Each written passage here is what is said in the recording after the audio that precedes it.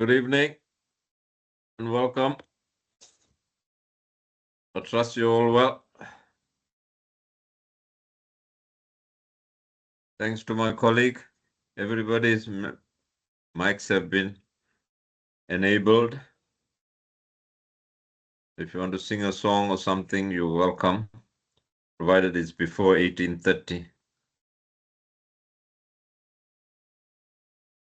Before we start, are there any questions, comments? Let me put my camera on.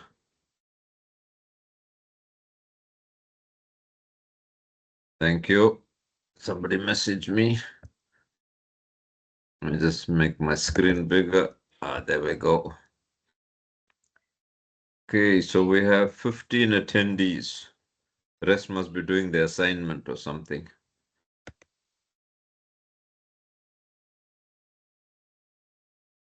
Jump to newest.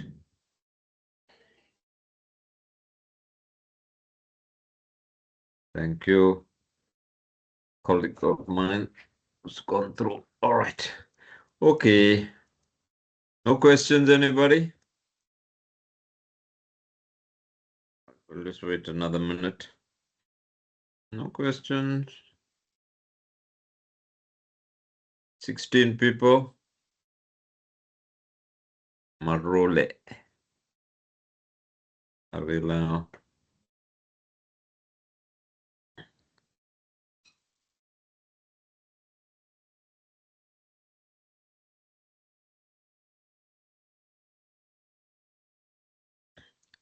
Okay, so God willing, this time next year you'll be graduating. We just had a grad in Johannesburg over the Monday, Tuesday, and Wednesday. A lot of students attended. We had 5 sessions that took a long time, but it was quite nice, quite fun. You might have seen the social media. You might have seen me on social media. It wasn't me. Somebody just looked like me. Okay, let me share my screen since I'm getting no response. Oh, okay. Not sure you all saw it on social media, but okay. Maybe it's better you didn't. There you go. Please tell me if you can see my screen.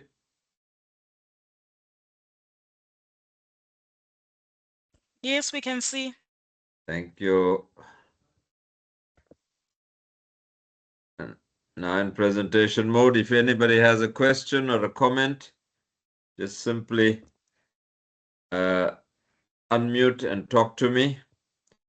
And if you and please keep your mics muted until you got a question or a comment, unless you want to tell me a joke or something. But there you go. Okay, so it's International Business 302.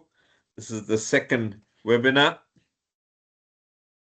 Okay, in case you missed the first, you missed out on the whole exam paper, but doesn't matter. I'll show it to you all again.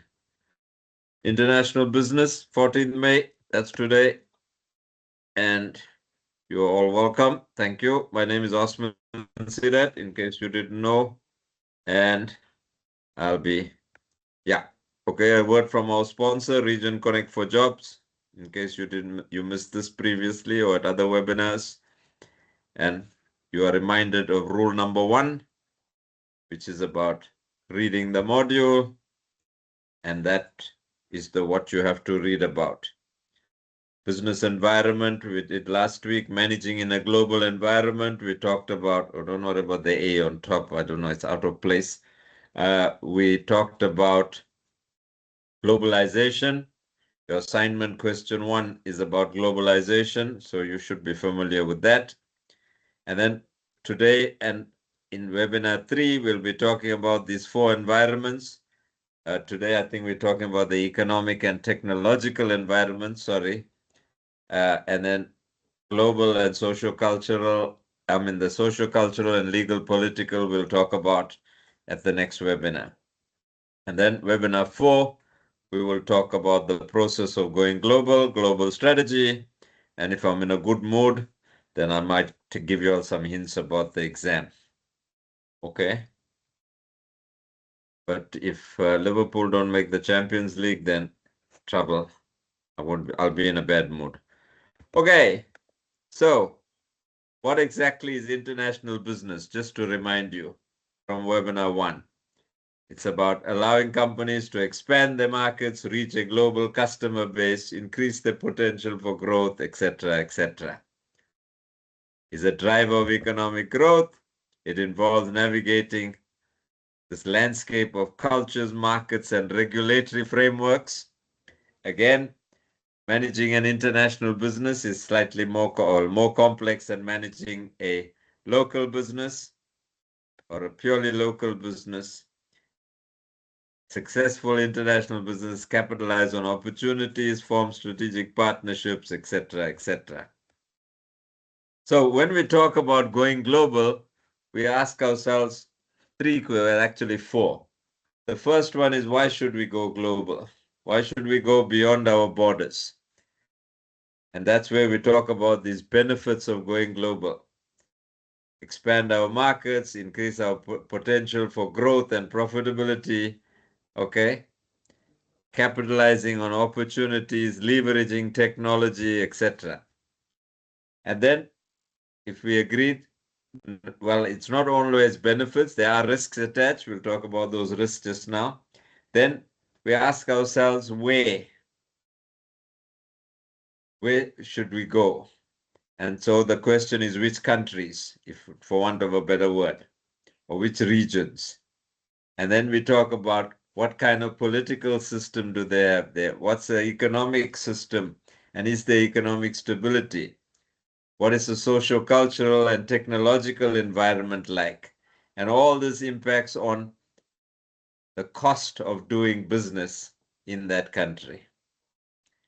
And having agreed that we'll be going to countries A, B, and C, or country D, whatever it is, we ask ourselves how. And this is what we'll cover in those last two chapters, the entry strategy. There is one more question, and that is when. When do we go? Do we go as early movers, early followers, late movers, late followers, etc., etc.? You need to read about all of this. So that's what we're talking about today, the global economic environment, the global technological environment. Okay, so these are the dimensions of international business.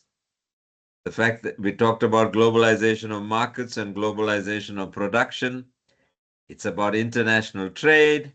And we said when companies transact, or when there are transactions between companies where one is perhaps overseas and you're importing goods, that will constitute trade, or exporting rather, that will constitute trade between the two countries.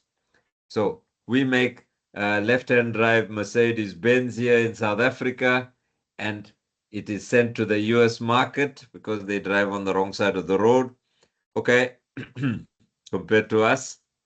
And so that is Mercedes transaction between maybe Mercedes South Africa or wherever, and Mercedes in the US.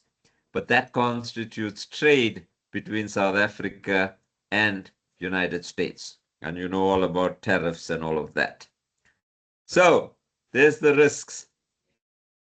There's the cross-cultural risk. There's a country risk in terms of the political system and the laws and regulations and corruption and protectionism, barriers, etc. There's the currency risk, but there's also the commercial risk, which is with any business that you're starting, a commercial risk. But the commercial risk is intensified depending on, let's say, what the partner, the timing of the entry, the poor execution of your strategy. That's all relates to commercial risks. So let's start with the global economic environment. Economic systems, okay? That's what you have in your notes. The nature of competition, economic cycles, and foreign exchange. That's the four things that you should have read about, or you should be reading about. So what is an economic system? How countries governments distribute resources and trade goods and services.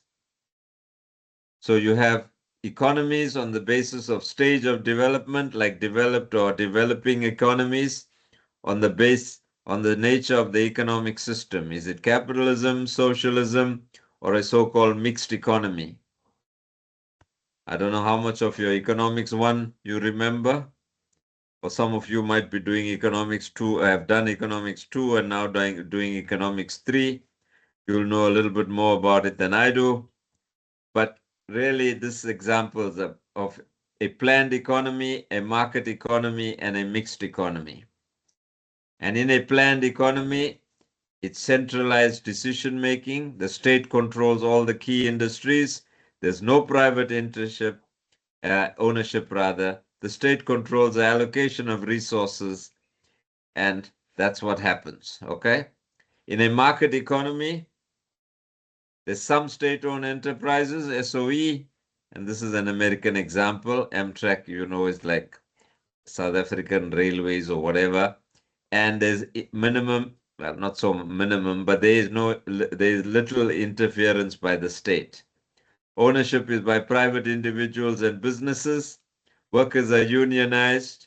Freedom of movement and speech, I'm not so sure about that. Resources are allocated according to supply and demand, and there's competition. Okay? So distribution is motivated by profits. So the best that we can do to outdo somebody else, and that will earn us higher profits. Mixed economy, there's some government ownership, there's laws in place to rectify economic imbalances like BB, triple BE, or whatever it's called. Okay, ownership by private individuals, business, and government. Land distribution policy, that's South Africa, for example, and then resources allocated according to supply and demand. But it's mixed in that there are social needs, like the social grants, etc. So this is quite interesting. Okay, so we see at the one end a planned economy, socialism, and then on the other end, a pure free market, although there's no such thing as a pure free market, that's in theory. And in between, the so-called mixed economies, democratic socialist countries like Norway, China leaning towards socialist, North Korea totally socialist. And yeah, they talk about United States capitalist leaning. Yeah, I don't think it's leaning, but I don't know if it's really capitalist. Okay, so we see again socialism, capitalism, the Venn diagram, and in between democratic socialism. So we want to know the impact on business. That's what we're interested in. The economic environment, the impact, and what is the cost of doing business? What are the opportunities if we do business in whatever country A? So there's interest rates. What are the interest rates? Okay. What are the levels of consumer income, low or high?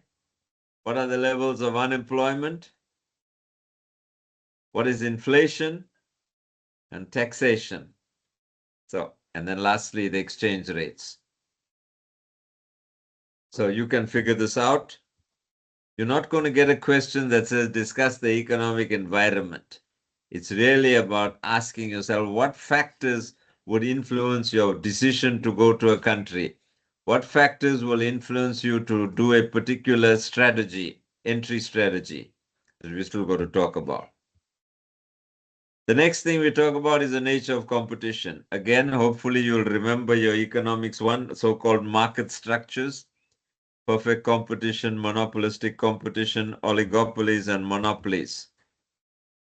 And you see a monopoly, single producer and seller. Okay, the slide is not particularly good. At the other end, perfect competition, large numbers of buyers and sellers. Monopolistic competition, many sellers, but they have differentiated products. In perfect competition, it's a homogeneous product. Everybody's literally selling the same thing. That's perfect competition. An oligopoly, there's few sellers and those products can be homogeneous or differentiated. And in a monopoly, there's no substitutes available. Like perhaps if you want, Eskom used to have the monopoly on electricity supply. And that obviously is changing. So you'll read up about all of this. I don't have to talk about it. So you see these 4 types of market structure. Monopoly, one firm, like tap water or railways or something. An oligopoly, airlines, mass media, could be. In South Africa, it's stated that the banks are like an oligopoly, or the cell phone providers, particularly the big 2, MTN and Vodacom.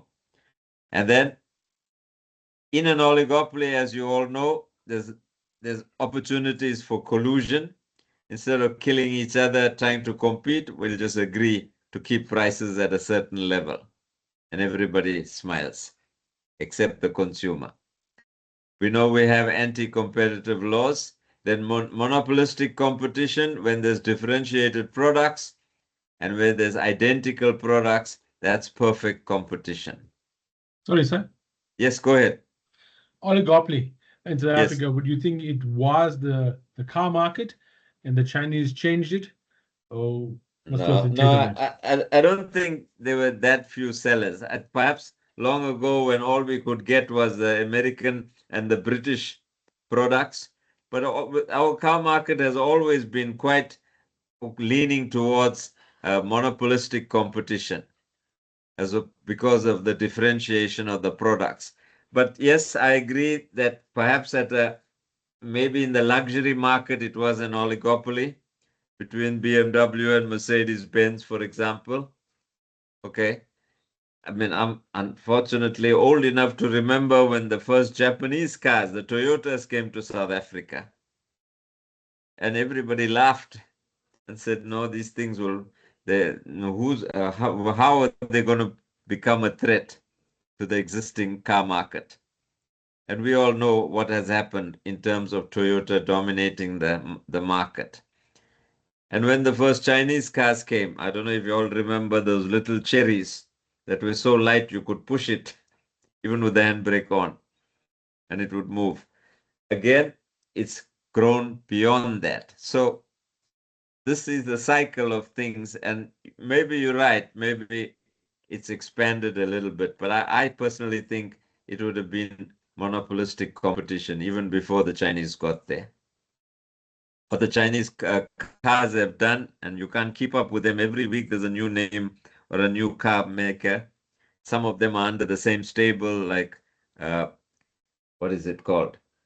Great Wall Motors, and they have different products. But it's really that it's thrown the market open. It's good for the consumer. Maybe we are biased, some of us that we don't like Chinese vehicles, but I think they can only improve. So we go from most competitive, perfect competition, to least competitive, a monopoly. Now, all of this is fine, except that we have to ask ourselves, what is it got to do with an international business? So when you look at the environment of a particular country that you're thinking of entering or thinking of doing business in, or a market or a region, whatever it is, okay, then you would consider what is the level of competition here. If we can establish something that gives us a monopoly in that area, brilliant, except that there might be anti-competitive legislation or whatever, like the competition board and the competition commissions in South Africa. So again, keep on thinking, this is not a lesson in economics. We're not talking about market structures. We're talking about this thing here, about the nature of competition and its impact then on doing business in that country. Economic system, what kind of economic system it is, what is the nature of the competition, what are the economic cycles, and then finally, what is about foreign exchange? So foreign exchange compares one currency with another. All right. You might have heard of the Big Mac index, for example, that measures the strength of one currency against another by saying, what is the price of a Big Mac?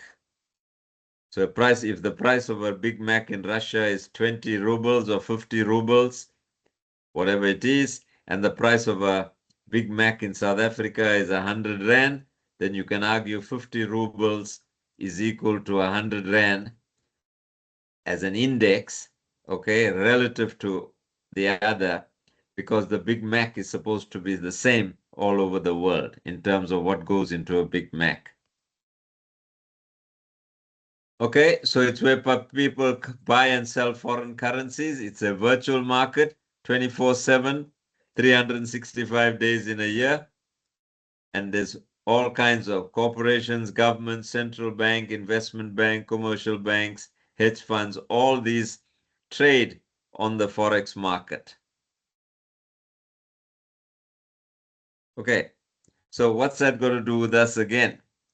Again, the point is this. As MTN found out, they made a fair amount of money in Nigeria, except that the Nigerian government devalued their naira, and suddenly when you repatriated that money, if you were allowed to, it wasn't as much as it was originally thought of. So again, you make decisions. Yes, we can go to Nigeria and we can be successful there. But when we repatriate the funds, what will be our return on profit, our return on our investment? And perhaps that investment could have been made in South Africa, or that investment could have been made in another country. So again, we have to take into account with what we talked about, the currency risk. Hello, So what is the sorry. global economic environment? This is the 2026 report from the World International Monetary Fund. It says the global economic environment is characterized by this phase of moderated growth, high uncertainty, shifting towards an indirect economy influenced by geopolitical tensions.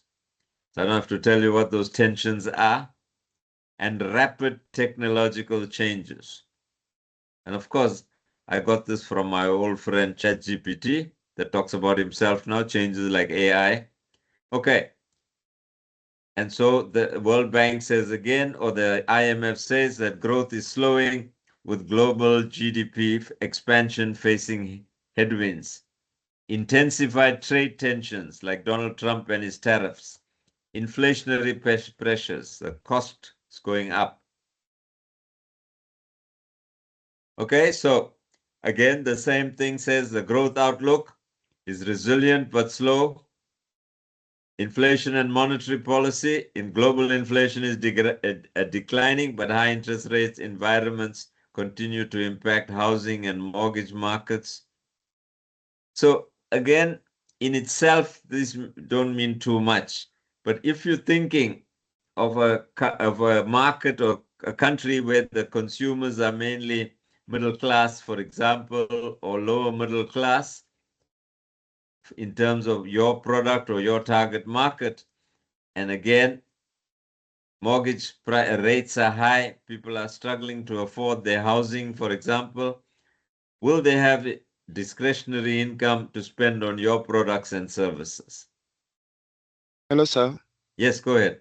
Sorry, I've got a question. It's going to Yes. sound a bit off topic, but I hope it makes No, that's sense. fine. Can it still be considered an international business if you are attracting tourists in your own country? Number one. And number two, does it not make it an international business if we don't benefit from the profits that we can make? No. Okay, so the two are separate things. To answer the second question, sorry, did I interrupt you? No, it's fine. So okay. So the second question is, if you are doing business in more than one country, you're an international business. some businesses are born global. If you start an internet company, you only on the internet, okay? The whole world is your market, for example. So that's an example of a born global company. It starts off global. So you got global competitors, you got global opportunities. And there are risks attached, obviously, to everything we do. So, and the first question then says, well, if I'm a tourism company in South Africa or in the hospitality industry, and I'm looking for foreign guests, etc., or whatever, that's just about doing good business because that's what you're doing. I mean, if you can't only rely on the local market or the local people to use your services, clearly you are internationally tourism sort of inclined, and that just brings in currency and brings in visitors and creates jobs in South Africa. But I don't think you can argue that you're an international business. Maybe you are doing the same things in another country using the kind of things that you've learned here. And again, then you're an international business. But you see, there are a lot of gray areas here, for example, because of globalization, because we've become interdependent. We don't think of a multinational as a so-called international business because it's right there in our face all the time. Wherever we go in the world, we'll find Coke and we'll find McDonald's. So we don't think, oh, this is fantastic. This is an international business.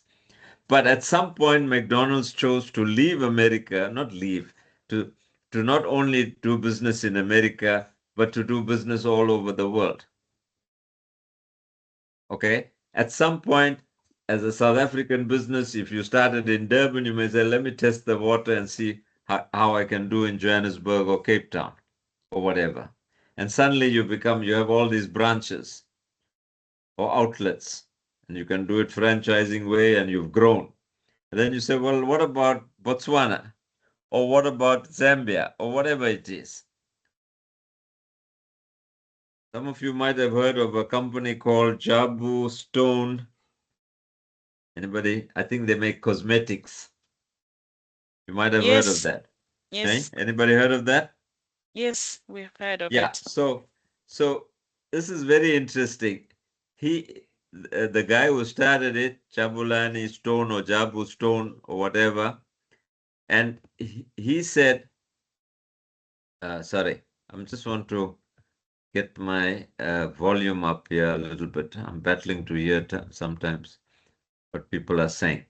So he decided that he'd like to.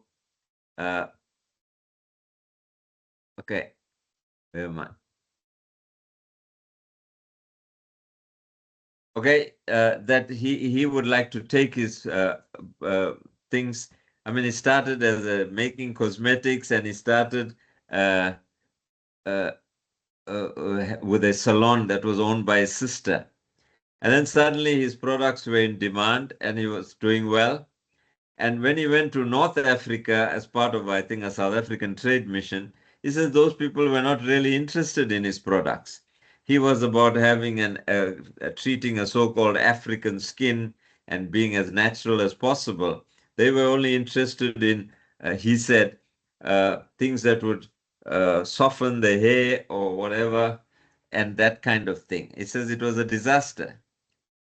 He went to about 4 countries, Morocco and other countries in North Africa, and he said they were just not really interested. And so now he decided, no, that's not where I'm going to expand. He was looking at Europe and America. So it's that kind of thing, really. So the geopolitical impact, structural changes, again, this is from that report. Sorry, Okay. sir. Yes, go ahead. One last question. Sure. Can we then say that branding, just the branding itself and not product, can be as important for international business? Can you have an international business only on branding? I'm thinking about the whole Walmart moving into South Africa and opening up a branch here, but I haven't really seen it. But from what I've heard, the products are basically the same products you would find in Macro. There's nothing special or any international products that we can find there, basically. Yeah. So Walmart is already an international business, okay? Because they've grown, they operate in more than one countries with their headquarters in. So again, you have to. This is, for me, all this is really about strategy. The things you might be talking about in Business Management 3, in terms of strategy. So Walmart decided to come to South Africa, and they did it through buying a share or buying the majority of this thing in Massmart, okay? And then we saw, for example, game stores closing down. Well, not so many game stores, but Dion Wired is history now, that kind of thing. They clearly didn't have it as good as that. Now, the question is, what made them change their way and come with a Walmart branded store?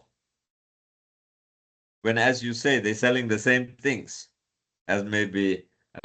So what is it? Is it in their mind that the brand of Walmart will be more powerful than perhaps what we used to? So it's got a novelty value, and that's my words, because now it's different from Macro. Oh, we've always had Macro here. So Walmart owns Macro, so big deal. Does it make a difference? But now Walmart talks to us like now that this is an international store that we come. We've always had Macro here. So Sorry, sir. yes, go ahead. So the reason they changed from Game going to Walmart and they've only focused on the top 40 stores is because they want to do a complete brand recognition and around of the structure. So Game was basically doing general merchandise and known for general merchandise.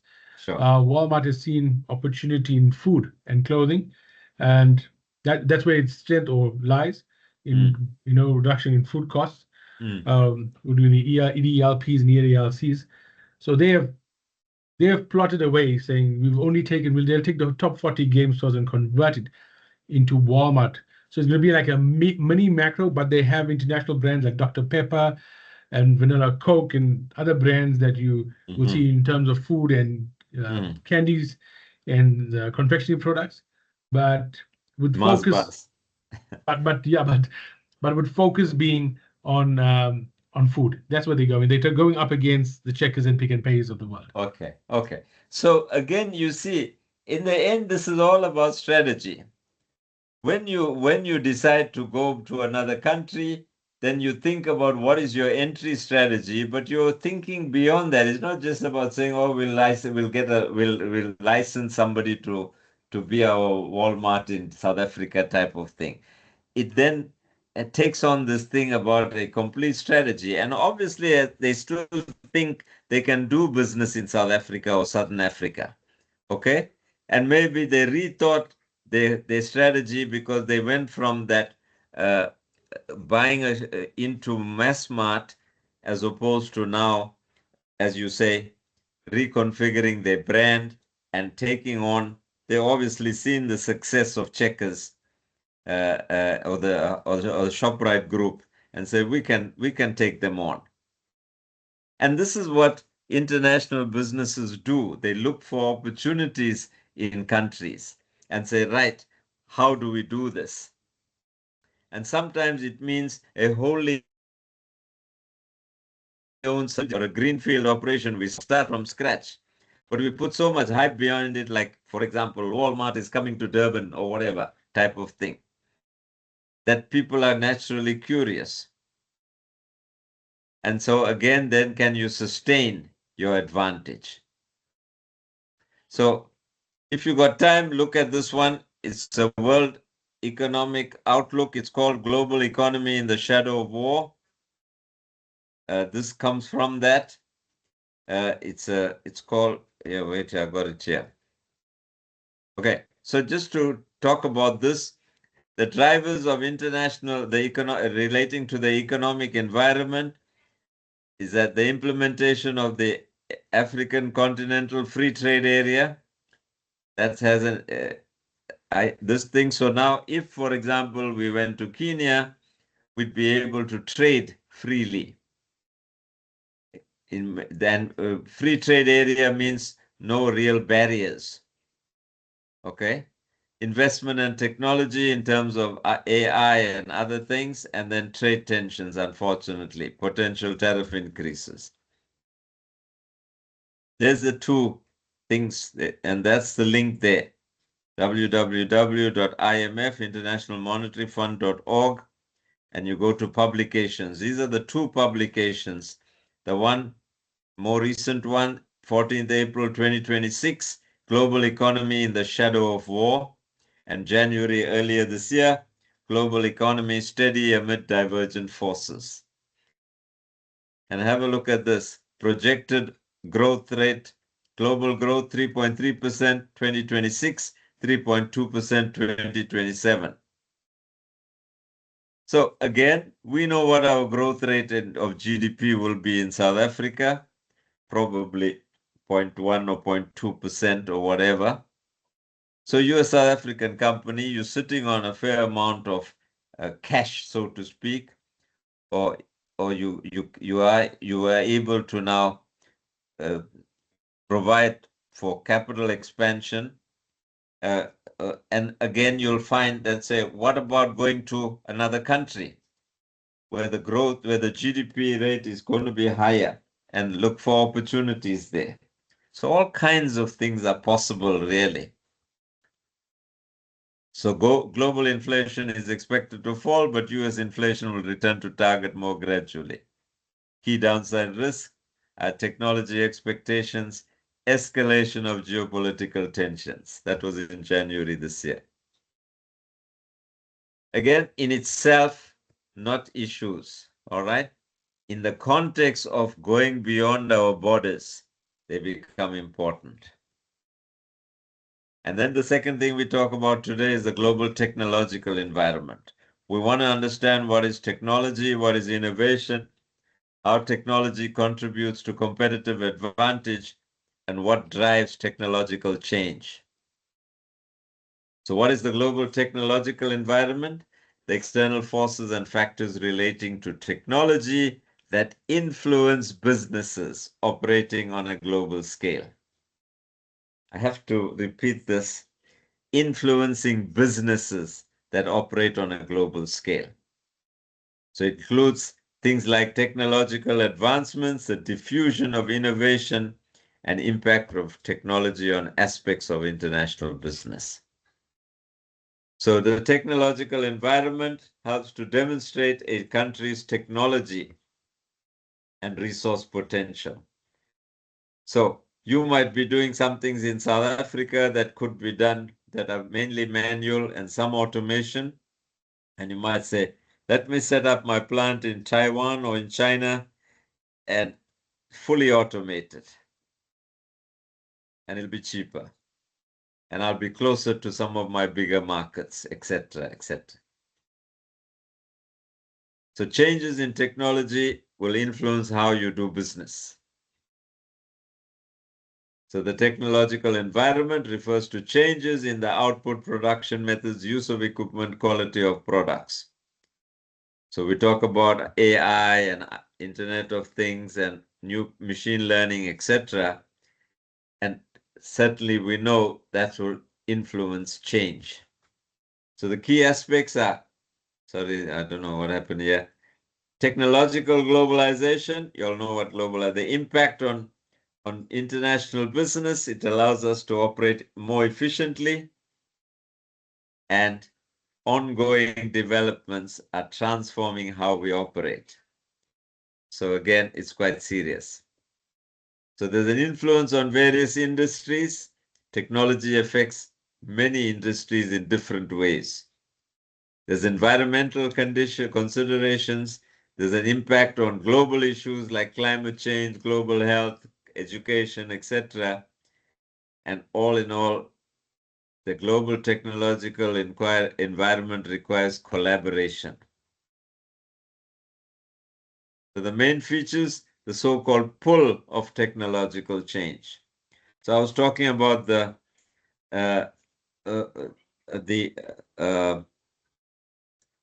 graduation at the beginning. So in the past, we would have to print cards for each of the people graduating, right, with their name and then the qualification that they were doing.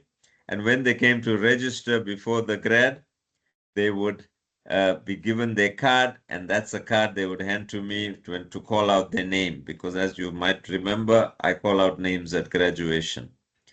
Okay, so this year we had a bright young IT man who designed a little thing, adapted it to a printer, a software that enabled us to, when we scan, or students had a digital sort of invitation. In the past, they would send an email or whatever to say, I will be attending graduation, and some didn't bother. Now they have to register for graduation, and that means, and they have the invitation on their phones. They show that invitation is shown to the person, it's scanned, and the printer then prints their card, or what used to be a card, a sort of a label that has their name and what program they're doing, etc. And that's the one they bring to us. So now we didn't have to take all the cards up to Johannesburg, print them here in Durban, take it up to Joburg, and give it out. Here, as they come in, and we got a running count of how many people have arrived and whether, that kind of thing, how many didn't pitch, etc., who said they were going to. Again, it makes us more efficient, and that's what we're talking about. So there's always opportunities from new innovations, risk of technological, and the role of research and development. So here's the main features: increased connectivity, data collection and analysis, and accessibility of information. So now we know about what our customers want, because we are able to collect data and analyze that data. So increased connectivity, again, people and devices can connect and communicate globally. So if we run into a problem, we can connect with somebody in China runs a similar business or whatever and say, how did you sort your problem out? Video conferencing, online marketplaces, all of that. Secondly, automation. Technology, anything that makes our life easier, automates tasks and processes. Robotics, AI, other technologies. Self-driving cars, robotic surgery. All right. Now, again, if we are manufacturing things that can do robotic surgery, again, you see the opportunities then become whether the environment will enable us to be able to sell our products. And then data collection and analysis, data analytics tools, predictive modeling, BI platforms, etc. So technology can create a competitive advantage. Okay, a competitive advantage, as you know, is anything that enables us to be better than our competitors. What makes us, we talk about sustaining our competitive advantage. So it helps us by improving efficiencies, reducing costs, enhancing product or service quality, and enabling even more innovative solutions. So how do we achieve this advantage? Through pricing, remote work capabilities, innovation, etc., so that we remain competitive. Because as you know, competitive advantage can be short-lived because your competitors will then copy you. So what is so unique about your offer or your service or product that gives us this unique value proposition? Okay, so here I found something called McKinsey Technology Trends Outlook 2025. And they said, and this is also with my friend ChatGPT, the technological environment is defined by rapid transformative innovations. It's a critical external factor for international business management. What are the key trends and drivers? Generative AI and agentic systems, accelerating innovation paces, rise of digitalization, seeing all the students with the invitation on their phone and their acceptance, etc., and they simply show the phone, it scans it, and it imprints their ticket. What a pleasure. Technological disruption. So it's an example of a disruption. All right? Because it's changing the way we do things. And you know all about that. Scientific and technological advancements. That's the components. Go ahead, Gav. Good evening, sir. Good evening, everyone. Can you hear me? Yes, we can hear you. Go ahead. So, sorry, I just want to go a little back, okay? Because it's just bothering me and I'm struggling to focus what is on my mind. So I like that you speak about if we have a certain amount of cash or huge amount of cash, right? But my question is, for most of our frameworks assume a huge level of financial infrastructure that doesn't always exist in our African markets. And as you know, as entrepreneurs, there are huge barriers for us as African entrepreneurs. So how do international business strategies change when we as entrepreneurs face unique collateral challenges that aren't always in the standard of global models? Agreed with you. I think the major one obviously is access to finance. And again, it's not unique. Entrepreneurs all over the world. You know, from your entrepreneurship assignment, those of you who are doing I think all of you are doing entrepreneurship, that there are some issues relating to African entrepreneurs and what are the challenges. I don't think it makes it any different. In this subject, we can't ignore all those challenges, but we're talking about being global. So you can be an entrepreneur and stay in a country. You can be a global entrepreneur, okay?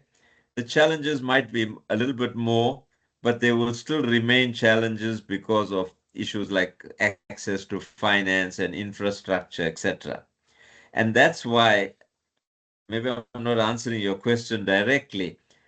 You might decide, no, at this stage of my development, I would rather stay in South Africa because there is infrastructure, etc. I could grow my business in South Africa. However, if I'd say that whatever I do is so unique, it's never been heard of in Zambia, maybe that's your first, or what might be called the first entry into that place, and you almost hold a monopoly. But the challenges will still be, how do I do business there, and what's the cost of doing business there? How many people will have to bribe to get into there to get a license? And again, what are the ethical issues relating to that? So while I might paint the picture of all the benefits of being international, it's not that easy. Okay? In the end, it's a strategy. How do I grow my business? And sometimes it might want us to go beyond our borders. That's all it is. But that doesn't make it any lighter or easier. There's still challenges. So, like everything else we do, there are risks. There are serious challenges, perhaps as we saw in the entrepreneurship assignment about infrastructure, power stability, etc.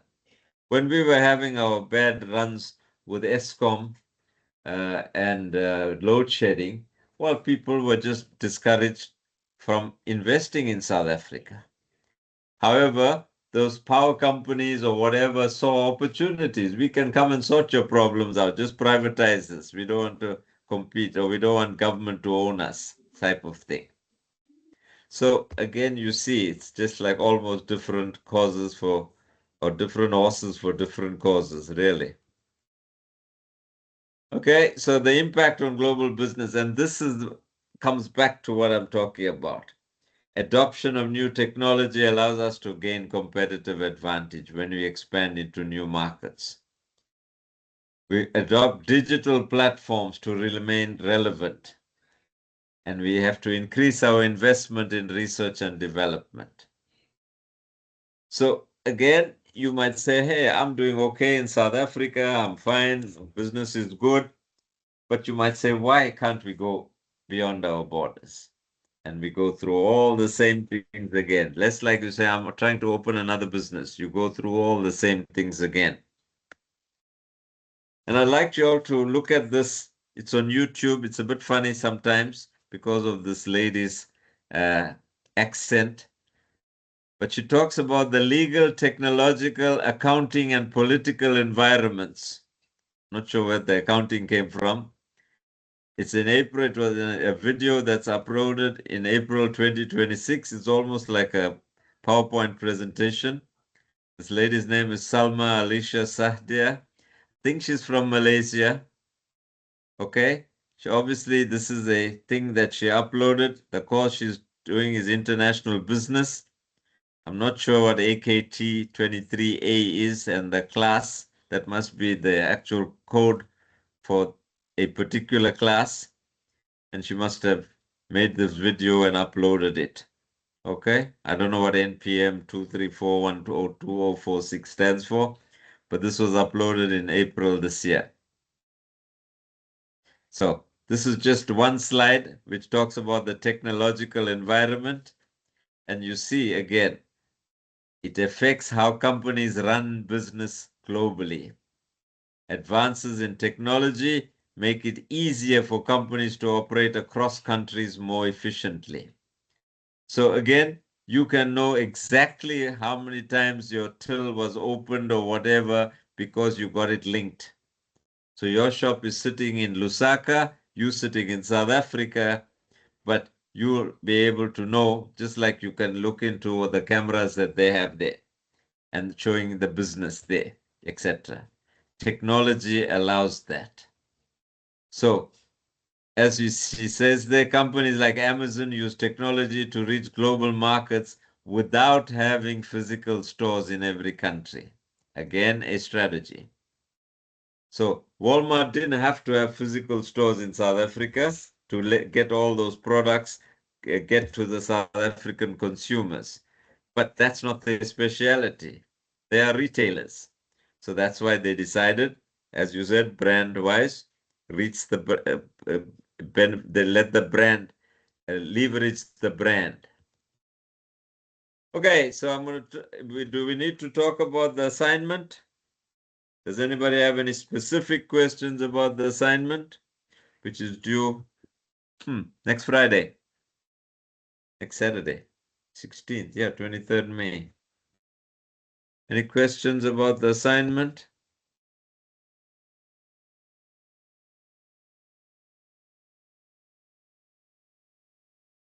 Let's see what the troops are doing. Yes, go ahead. Hi, good evening. Hi. I don't have a question. Maybe this is not the right platform, but can I ask you something about the entrepreneurship assignment, please? Yeah, okay. Let's just wait until this thing comes through for the yeah, okay. All right. Let's just see if there's any questions about international business first, then we can talk about the entrepreneurship.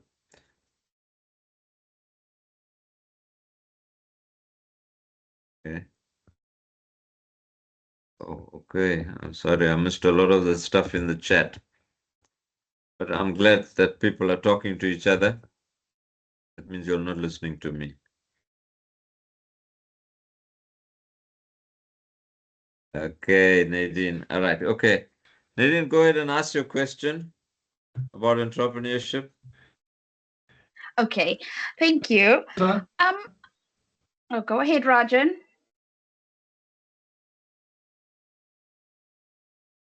Rajan? No. All right. Go ahead, then, Nadine. Okay, sorry about that. It's because this one is due this week. What I want to know is in one of the questions, specifically 4.1, they give us a statement, right? And the question is saying that you need to critically discuss the following statement, right? And it's about franchising. What I want to know is if I am not in agreement with the statement. So I took your advice, I deconstructed the question, I went and checked what every word means. And so franchising is an inherently entrepreneurial endeavor in that opportunity, scale, and growth are at the heart of the franchise. So when unpacking this in my mind, right, and how I feel is, I don't feel like franchising to me inherently is by nature. So I don't feel like franchising is, in the true sense, entrepreneurship. I want to make, so what I'm asking is, must we debate? Do we just assume that you want us to say this is what it is? So that is what I can I answer that, please? So can I provide some insight regarding that, please? Okay, Gavin, quickly, please. Hi, Nadine. I wanted to answer your question in the chat this afternoon from my perspective, but I lost your text and I got so busy. So from my perspective, what I did strategically, I looked for the benefits of franchising. I made notes, I put it in my answers, and then I also made another extra section and the challenges faced, and I emphasized quite a bit on that from my own perspective. And I have to agree with it. I also don't agree that franchising is entirely very entrepreneurial. Thanks, Kev, for that. I think we must think about the question. Franchising is an entrepreneurial endeavor, all right? And in talk about scale and all of that kind of thing. Okay, so that's the first thing. If you argue that in order to start a franchise, and this is from the point of a franchisee, okay, in order to start a particular process or an entrepreneurial venture, okay, there must be all those characteristics that you had an idea, it was original, it's something unique, etc. And all those militate against franchising being entrepreneurial. Because hey, you didn't find a unique business model or something that is unique. You didn't find a problem, solve a problem that managed to get you your customers, etc. Because you solved a particular problem. You might not even know what the problem is. What you're buying is a buying in inverted commas is just a business model. And you had ongoing commitments, etc. So you can argue that it's not entrepreneurial. And therefore, as Nadine, as the answer is, I don't mind if you agree or disagree. You don't have to agree. You can present those two arguments why it's an appropriate statement and why it's not an appropriate statement. But if you feel strongly and say it's not appropriate, then you simply justify your position. Okay, I can argue the other way to saying it's not just about buying a KFC franchise or buying a Pedro's franchise or whatever. You do your research, you look at the market, okay? You look at your location where you want to locate your franchise. All that requires something to say, here's a problem here that I can solve. And then to think the best way for me to solve it is not to start from scratch, but use an existing franchise because I can leverage that brand. So if I put Sirat's Pizza House there and start, because I think this place needs a pizza place, or I come with Debonair's, can you see? The chances are Debonair's is well known. Who knows Sirat and whether he knows how to make pizza? Okay, but the other side of that coin is I'm determined to make a business that that will sell good pizzas better than Debonair's, but I got to build a brand.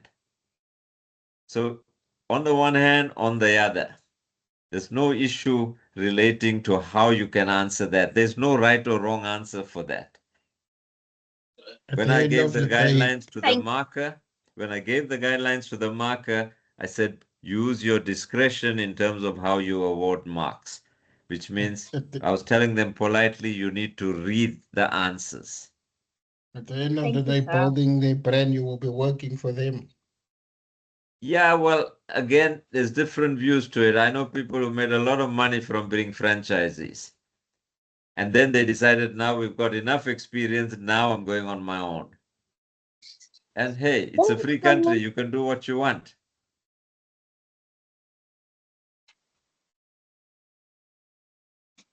So sorry, guys.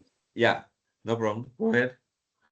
Maf, I also just felt on the opinion that, for example, a success rate takes 100% effort with research and all of that, whereas you can say, I'm getting headway from a franchise that is opened where they've done 20 or 30% of structural research and advertising or whatever. So it's actually giving me headway.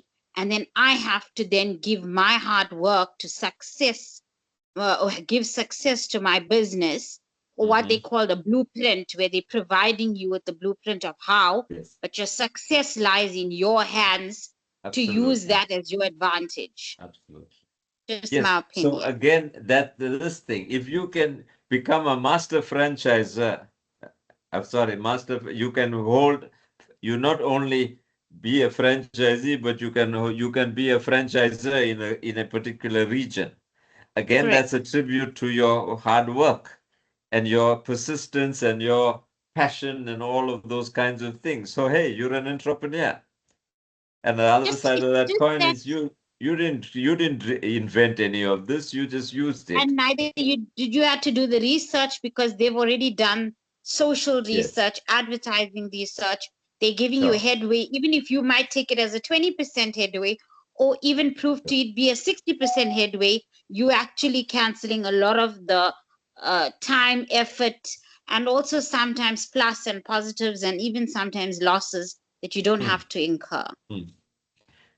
I mean, you can do plenty things, but it could be part of a learning issue, a developmental issue for yourself before you venture out into your own business, unique business.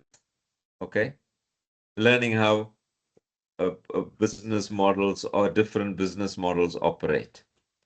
Okay, Nadine, are we okay with that?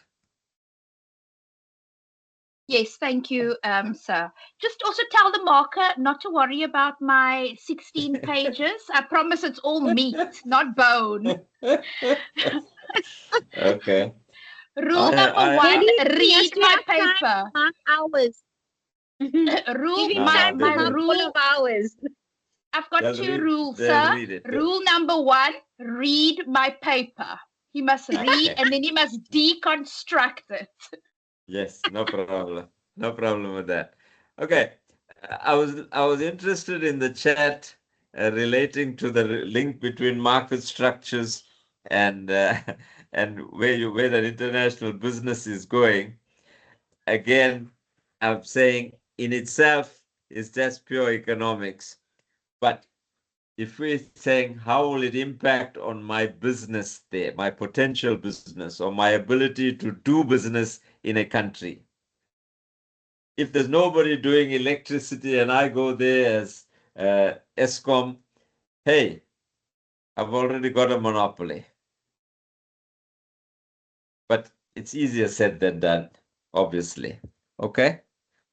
And that's why you have mixed economies where the government has control over state, over SOEs like ESCOM, state-owned enterprises.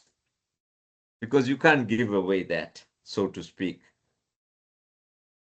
Y'all are too young to remember a company called ISCO, Iron and Steel Corporation of South Africa. Maybe you had somebody who, just plug my phone in, my laptop in. But maybe you knew somebody or somebody's grandfather might have worked at ISCO long time ago. ISCO was privatized. Okay? And unfortunately, that it doesn't really exist in any material form, useful form in today.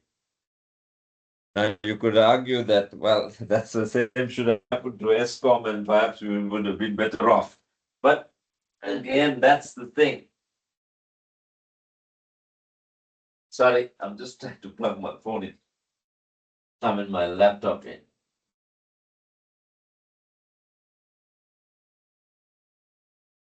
Sorry.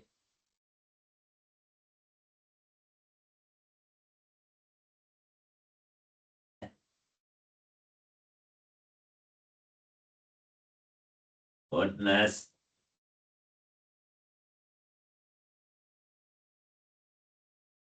Yeah, okay. All right. So as I was saying, I beg your pardon. As I was saying, happy birthday.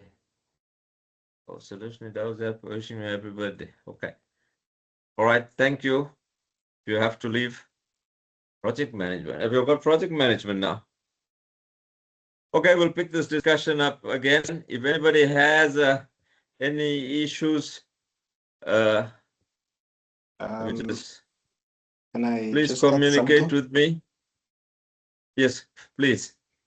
I don't know if anyone is interested. I don't know if Mr. C, that we can use your platform to just discuss the entrepreneurship assignment, whoever is going to be submitting tomorrow or the day after tomorrow.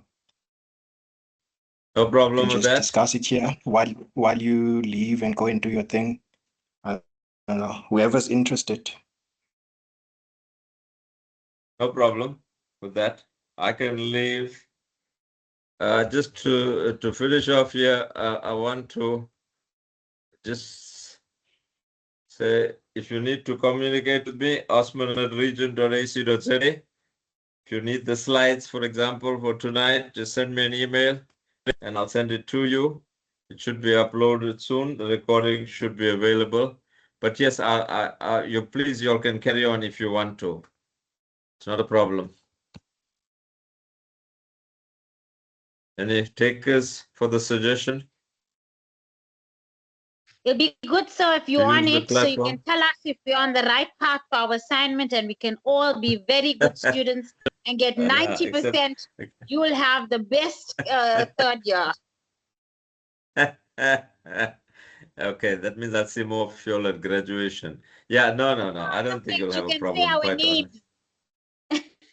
Sir, I also sent you my assignment. You didn't reply to my email. Solution. Check your email, please. I sent it to you with sincere apologies about how late it was.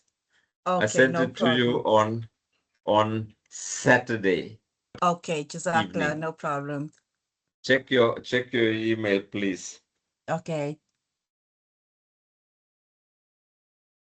All right, people, keep well. I'll leave and leave you all to continue the discussion. Have fun.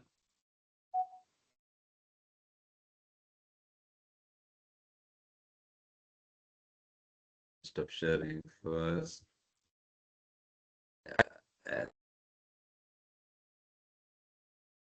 Hi, Sanele. Thanks for your suggestion. So you will be the first to tell us about your question and which way your answer is going.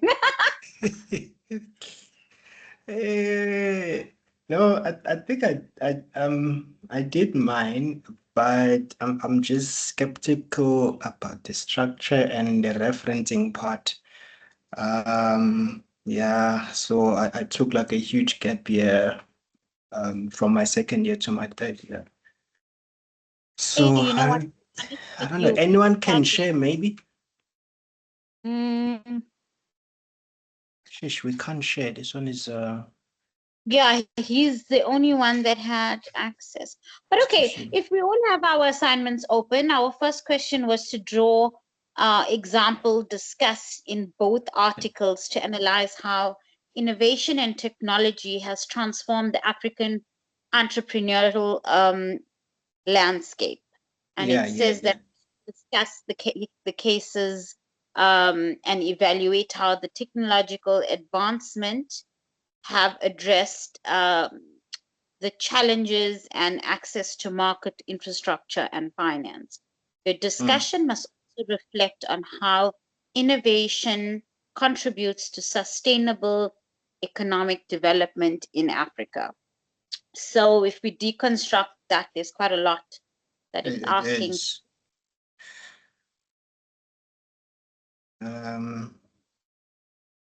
Can I just read?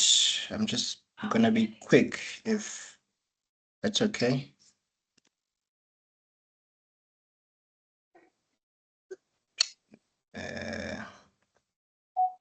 So in your answer, discuss specific cases such as Flutterwave, Jumia, and M-Pesa, and evaluate how technological advancements have addressed contextual challenges. Correct.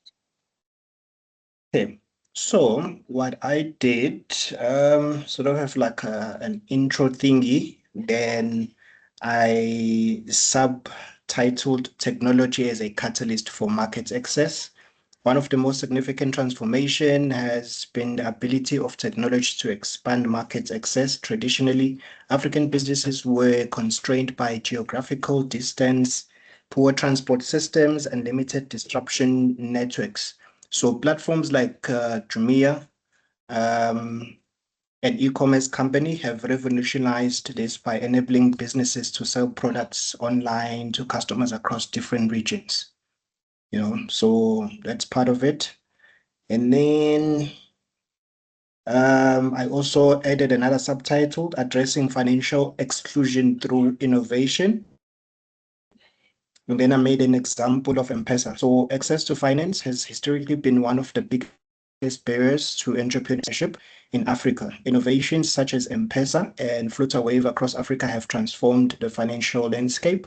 So M-Pesa introduced mobile banking services that allows users to send, receive, and store money using their mobile phones.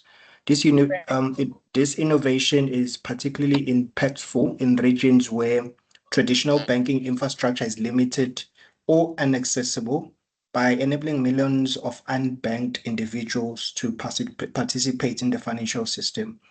Then Flutterwave further builds on this transformation by providing a digital payment infrastructure that connects African businesses to global markets. It enables transactions in multiple currencies, integrates mobile money, and offers secure payment solutions. By addressing issues such as unreliable payment systems and currency barriers, Flutterwave has made it easier for African entrepreneurs to operate internationally and scale their businesses. Then I had the third subtitle, which is overcoming infrastructure challenges.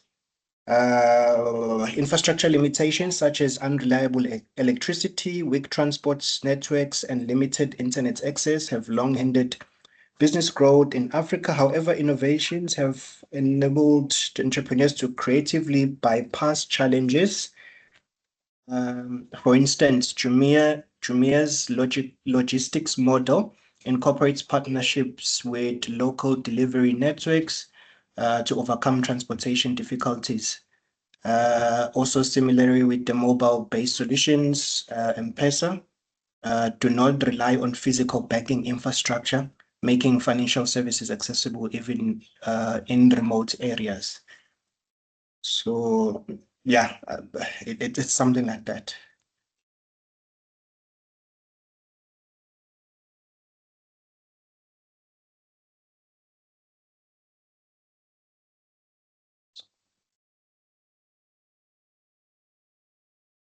So anyone can add and share.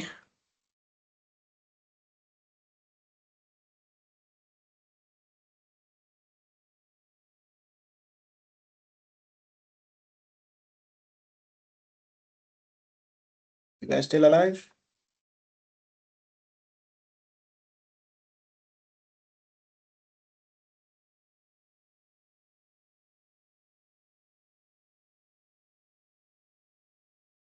Hello?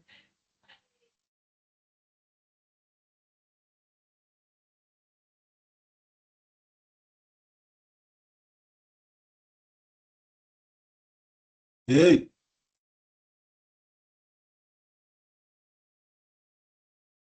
Hi, students. Just here to find out, has your webinar concluded?